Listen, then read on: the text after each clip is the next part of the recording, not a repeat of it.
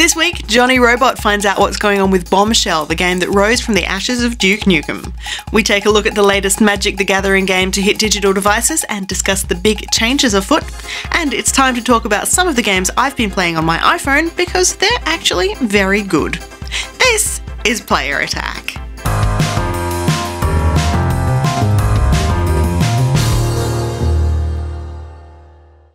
Hi, I'm Jessica Citizen, and this week, while we would normally save the film news for last, this bit's too good to keep.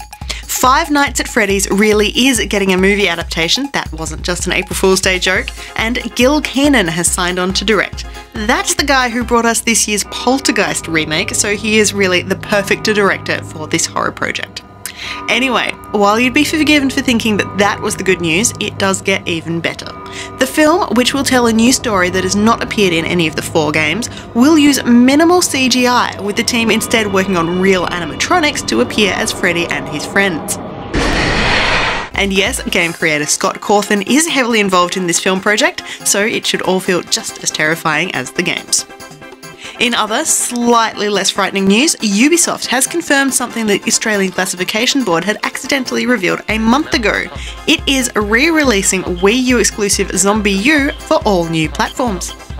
Now simply titled Zombie, with an I, the first-person survival horror experience is headed to PS4, Xbox One and Windows PC as a downloadable title a little later this month.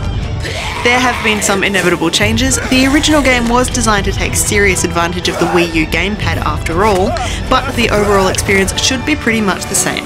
That means permadeath is making a comeback, so when you die, there's no revive button. Another game making a revamped resurgence is Titanfall, which has been picked up by Nexon for a free-to-play release. We don't know much about the studio's plans right now, but we're told a new and engaging online game based on Titanfall will be headed to the Asian markets in the not-so-distant future, probably only for PC and probably not seeing a release in other regions. In other news, Diablo 3 is getting its own version of the Heretic Cube, and it's being introduced as a touching tribute to a fallen Blizzard comrade. Kevin Canai Griffith was an artist at the studio who worked on Diablo 3 as much as he was able while undergoing treatment for a rare form of cancer. He passed away in October last year, and the team at Blizzard has finally put the finishing touches on his tribute, Canai's Cube, which is included in patch 2.3.0 for Diablo 3. It is the spiritual successor to the Heretic Cube from Diablo 2 and will let you extract legendary powers from items and then equip those powers without needing the original item. And quickly now, if you didn't get to experience PT in all its glory, a fan has made a downloadable PC version in Unity as a sort of tech demo. It's not a full remake and there are a bunch of puzzles missing, but it recreates some of the experience for those who have missed out completely. It's called Punity and it's available via the developer's website. The beta for Street Fighter V fell over almost as quickly as it went live this week, prompting Capcom to pull the files and close the servers after just 3 days. Sure, a beta test is designed to figure out issues like this, but the studio admitted that it might have bitten off a little more than it could chew. The game has been taken back to the drawing board for some more polish, and the beta test has been postponed until further notice. However, in better news for fans of the game, Street Fighter V will launch simultaneously around the globe when it hits in March 2016, with producer Yoshinori Ono and Tomoaki Ayano confirming that everybody will be able to start playing at the same time. Details keep coming for Star Wars Battlefront, with a brand new multiplayer team deathmatch mode revealed called Blast. Rebel and Imperial factions face off against each other in 10v10 matches, and the goal is to either reach 100 kills or simply score more than the other team within the 10-minute round. The maps are slightly smaller than other game modes, and these clashes take place in some stunning locations. Interior levels on Endor, dusty canyons of Tatooine, and the ice caves of Hoth have all been mentioned. In big seller news, Rovio has revealed that within the first 36 hours of release, more than 5 million gamers have downloaded a copy of Angry Birds 2. This milestone was described by the developer as flocking awesome. More than 1 million of those games were downloaded in the first 12 hours, so it's a good start, but there's still a little way to go before reaching the sales of its predecessor. The original Angry Birds was downloaded more than 3 billion times. One sequel that has reached and quickly eclipsed the sales of its original game is Rocket League, which has racked up more than 5 million downloads across PC, PS4 and PlayStation Plus. This means the game, described as a blend of driving and soccer, took only 3 weeks to double the lifetime sales of its predecessor, supersonic acrobatic rocket-powered battle cars, with no signs of slowing down. And finally this week, an excuse to have another look at No Man's Sky. It looks like the perfect virtual reality experience, but developer Sean Murray is keeping awfully tight-lipped on whether or not anything's in the works. Admitting that there is nothing more cool in sci-fi than VR and a big procedural universe, Murray is refusing to comment on whether or not something's actually in the works. It's something we're thinking about, he says, prompting fans around the world to start speculating wildly. We don't have a release date yet for No Man's Sky, but Project Morpheus and the Oculus Rift are both due out in early 2016, and wouldn't this be a gorgeous title to launch alongside the headsets? For more information on any of these stories, or to keep up to date with the latest gaming news, head to playerattack.com. But for now, stick around, got plenty more still to come.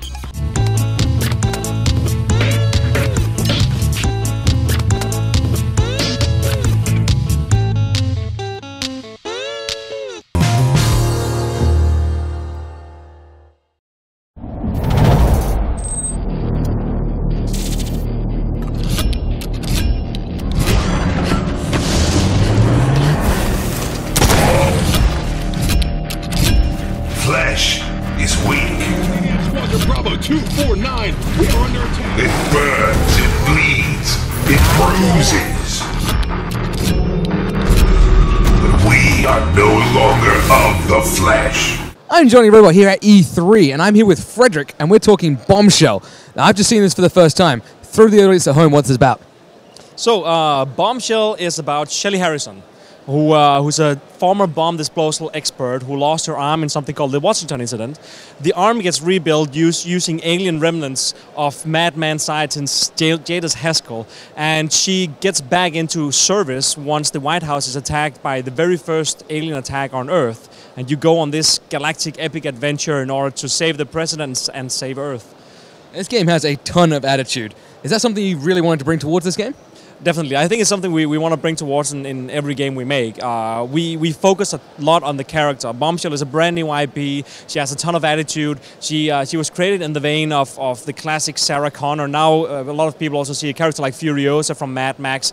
We wanted to create a strong leader, a female character that is focused around her character and personality and the way she can save Earth and the way she handles aliens. And I think we came up with something really, really cool for that. She has no shortage of supplies for absolutely kicking ass. Do you want to talk a little bit about the weapons? Yeah, so the game has 8 different weapons that can be upgraded to more than 20 different modifications. So each weapon is basically Bombshell's arm that gets upgraded and folds into all these new weapons. Each weapon has its own tech tree. Each tech tree has 10 different levels that can get upgraded into many different types of weapons, secondary and third fire modes and so on. The weapons are used in both to solve puzzles in combination with each other, as well as blowing up aliens in all the fun ways you can imagine. And the arm itself isn't just a weapon, is it? The arm is Bombshell's companion. During the game, you'll figure out that the arm actually has AI, and you'll get to know the arm better and better and work together with the arm to solve this ancient mystery on these worlds that you'll visit during the game. The arm can also be deattach and attach back to your body. You can control it in later levels to solve puzzles. There's a lot of Metroid-style puzzles in the game where, according to which upgrade path you decide to do, you can unlock different secondary paths and quests during the game, where you can control Bombshell separately from the arm in order to solve different puzzles where you need to be 2 characters. Like you said, that Metroid feel to it is very old school. The game has a lot of exploring and exciting things to find. Definitely. So once you leave Earth and end up on the first world, Chiron, in the game, you're pretty much left on your own. It's a huge world, and you can decide wherever you want to go and how you want to solve these quests. So it is a huge explorative game. We don't do any hand-holding to show the player exactly, you need to do this and go there. We give you an overall quest, but how you decide to go to that and how you decide to solve these quests or find secrets is completely up to you. So it's a pretty hardcore game in that aspect, but it gives you that great sense of exploration and satisfaction once you finally solve a quest or find a thing that you can use for something and so on. So there's a lot of lore to explore and a lot of aliens and great worlds and so on. It's very, very fun. The game looks really crazy and frantic as well. I saw a bunch of abilities you were using in there. Do you want to go into a little bit about those? Yeah, so Bombshell can unlock 4 different abilities besides her weapons. And the abilities are basically her arm that can turn into different things. So there's an ability called the Power Sword, for instance, where the arm turns into this big laser sword that you can use to cut through enemies. You can use something called the Mighty Punch, which is basically a huge, powerful punch that creates a shockwave and blasts enemies away from you. And if they're low on health, they'll all dismember and so on. Bombshell can also do what she calls humiliation moves. She really hates these aliens, and whenever they're low on health, they will crawl and beg for mercy. When they do that, you can humiliate them. And basically what Bombshell does is she basically kills them in the most brutal way you can imagine to gain extra XP. So one attack is, for instance, she will crack open the jaw and throw a bomb into its mouth and then slap its face. It will like rip off heads and arms and so on. It's really brutal and extremely fun to watch. So she's a true humanitarian. Definitely. One of the things I noticed as well was there's quite a lot of gib in this game. Yeah, the game is extremely bloody. One of the most fun ways to experience all the gore is using her bowling bombs. So besides the arm, Bombshell has her own custom-made bombs called the bowling bombs, and those are remnants from back when she was a bomb disposal expert. She's been working on these, creating AI inside the bombs. So the bombs basically seed out for enemies, but they can also be upgraded to have little kits inside of them. So basically, you have this mother bomb that explodes, and little tiny bombs fly out of it, and they seek for enemies. And if they don't find enemies within a certain amount of time, they'll fly back and jump back on Bombshell's belt. So they are her little kits, if you can call it that, and she absolutely loves her explosives. That's her core personality. She's a bomb disposal expert, and she loves to blow things up as well. These bombs can also be upgraded to something called the heart attack, for instance, where little drills will fly out and seek for enemy hearts and basically drill in and explode from the inside. So there's a lot of ways to explore the gore in this game as well. And this thing is draped in an old school 3D Realms feel to it. There's a certain special somebody back as well, isn't there? So John St. John, who voiced Duke Nukem, is voicing our main villain in the game, Jadis Haskell. He does an amazing job. If you didn't know it was John St. John, you wouldn't have guessed it, but he's absolutely incredible. We've used him in a lot of games. John St. John is a dear friend of us, and we tend on using him way out in the future on a lot of projects. He's doing a great job. When can we expect this to hit our consoles? Bombshell will be out on PC, Xbox, and PlayStation in late summer.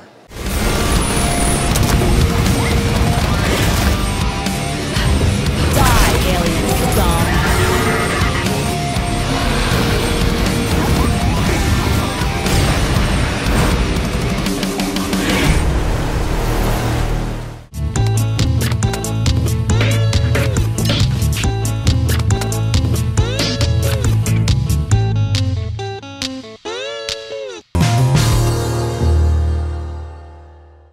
I've been spending a bunch of time playing with my phone again, so it seemed like as good a time as any to let you know what's good on the App Store.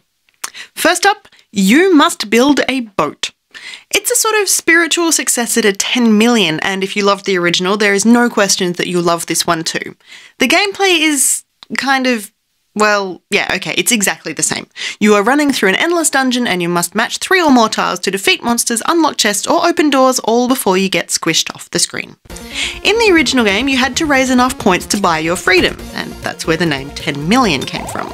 This time around, you are already free, but wait for it, you must build a boat. Developer Luca Redwood is big on using obvious titles for things. At the start of the game, a small boat is sufficient, but as you progress, earn upgrades and meet crew members, you need to expand. Gather resources and gold on your dungeon runs, build a bigger boat, and do it all again at a new location. Some new mechanics have been added since the original game, which makes the puzzle matching even more fast-paced than in 10 Million, and the overall experience feels far more complete. Be warned, this will chew through your battery if you let it, because once you load the game, you really must build a boat. It's available on the iTunes App Store, Google Play, and if you want a bigger screen experience, you can grab it on Steam as well. Subara City is a city builder, but don't go thinking anything like SimCity or Skylines. Instead, your job is to create a city with the highest level buildings, which you build by combining lower level tiles on matching backgrounds. More than 2 adjacent tiles of the same colour create a region. Tap the region and it will merge into a single tile, and you keep going like that until all the tiles are combined and you run out of moves. If you've played Triple Town, it's a similar mechanic, but you have no control over where new tiles appear as they drop from the top of the 5x5 game board. Buildings higher than level 10 are the endgame, and you cannot merge them anymore, so even if you have a whole line of level 11s, they have to remain individual buildings. The more level 10s you merge, the higher the end tower, so that one is really your main goal. The arithmetic behind Subara City is unclear, but the game itself is a lot of fun. The music and audio is delightful, and seriously, this is one of the few games where I haven't muted the audio within just the first few sessions of play. Subara City is free and available right now on the App Store, and if we hear of an Android version, we'll let you know. And finally, yes, just like everybody else, I've been sucked in by Alpha Bear. It's the perfect blend of word game and match to combine, with a really nice social media element thrown in for good measure. If you're a Twitter user, you've probably seen an alpha bear or two pop up in your feed. This is the game that pairs those nonsensical sentences with those adorable square bears. And if you're fond of mobile games in general, the bears themselves might be familiar too. Alpha Bear is the latest effort from Spry Fox, the studio that created Triple Town. Basically, you are collecting teddy bears. You do that by spelling words, and you do that by using letter tiles that are uncovered on a board. These tiles are unlocked by using adjacent letters, and they've got a limited lifespan. Letters are only able to be played within a certain number of moves. Once they've counted down to 0, they turn to stone and cannot be used, so instead they take up valuable space on the game board. If you do use a letter before the timer runs out, the tile is replaced by a bear. As you clear the tiles, the bears expand to fill all the available space, and big bears mean big scores. The bigger the score, the better your bonus, and that is how you unlock rare and legendary bears, which can then be used in your next round to earn still more bonuses. But wait, Alpha Bear gets cleverer. The roster of collectible bears changes every day, so you can't just blitz your way through and catch them all at once.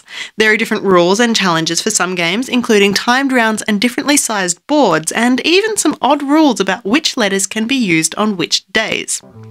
Importantly, the in-game dictionary is one of the more expansive I've seen, accepting just about everything I've thrown at it, including a few more colourful words.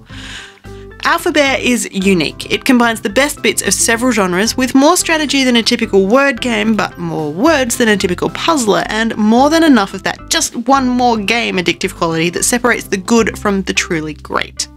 It's available on both iOS and Android, and it is completely free to play on both, but you can spend real-world money to unlock infinite stamina if you don't like waiting between rounds.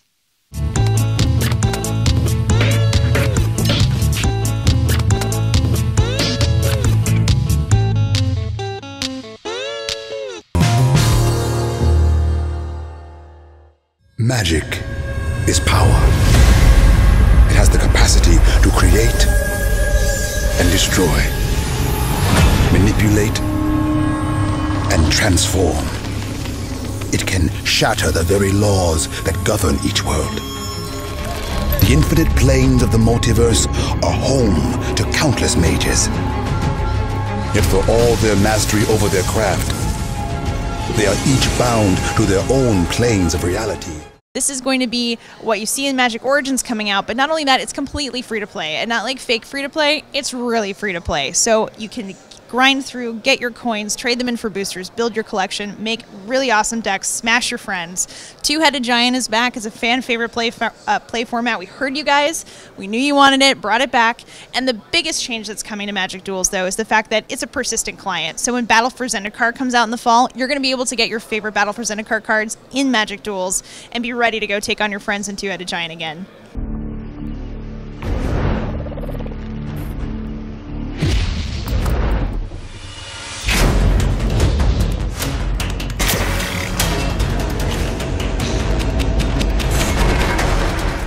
One of the big things was in the previous installments, there was pretty limited customization in forms of your deck. How much has that been expanded now? What do you want to make in terms of a deck? Because now you can do it. You can mess with your lands, you can build anything you want to. So if you want to make a red-white weenie deck and just futz with your mana curve so you can actually make it work for you, you can do that. You can customize how, there's even a set of dual lands in there that you can mess around with. So for new players, it's exciting for them to figure out, hey, what do you mean I can get a red and a white for this? That's pretty exciting. But for people who've been playing for 20 years, this is exactly what you've been looking for, right in your hands, right on your console and your PC. So my black-blue douchebaggery rat deck is all good to go? Oh, you're that guy. Okay.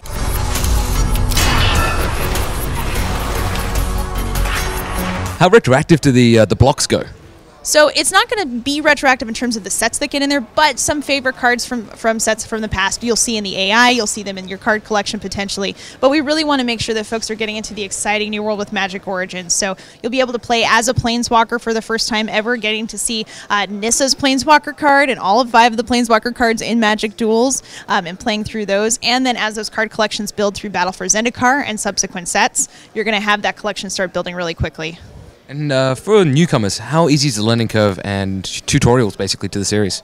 This is awesome. We've taken Magic is a huge concept. It's just massive if you want to learn how to play. So instead of trying to dump all of that into one game and pull you by the nose all the way through a match and maybe you learn something, now you're actually getting it broken out into little segments and puzzles. So we teach you how to use a Planeswalker, how things like trample work. If you don't understand vigilance, why is my card not tapping?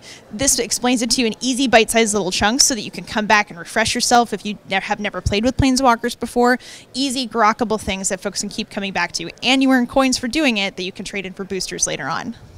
And what is there like a single player campaign, multiplayer? What kind of modes we got? There's tons of stuff. If you're looking for a form of Magic to play, it's going to be in this new game. So there's a single-player campaign that walks you through the story, so you actually get to see how Gideon's Spark ignited, play through that, face off against those Akroan guards, and take them down. If you want to play Two-Headed Giant, you can do that with either like a couch co-op kind of scenario, find a friend online, or even just have a random player. You can do 1 versus 1 with the AI. And this is one of the biggest new features with this game, is that there's a solo battle mode against thousands, like not even joking, literally thousands of different AI decks. So the guys in R&D did a fantastic job of coming up with how can we have the AI have access to all the cards and make a deck that you've never seen before, so that every time you come back, even when you're offline, you can go ahead and grind through and keep playing and never see the same deck twice. This is the best thing to come to digital gaming for Magic fans out there that we've ever put out. So Magic Duels is coming to your PC, your your iPad, your Xbox One, and PlayStation 4 coming out later this year. But this is a whole new animal for those of you who are Magic fans. Most important question though, Hollows. Are they in? Are they out? We'll have to wait and see when the game comes out.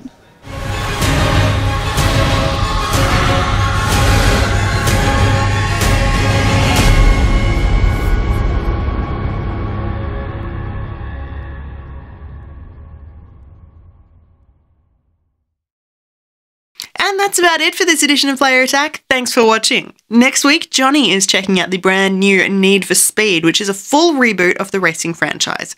He's also spending some time with Street Fighter V to help tide you over while that beta is out of action. Meanwhile, we will have all the news for you from Gamescom, which took over Germany this week with its own big reveals and bombshells. In the meantime, you can catch us on playerattack.com. We're on Facebook, YouTube and Twitter. And if you've got something you want to say, send us an email, mailbox@playerattack.com, or just hop on our forums. Till next week, I'm Jessica Citizen, and this is Player Attack.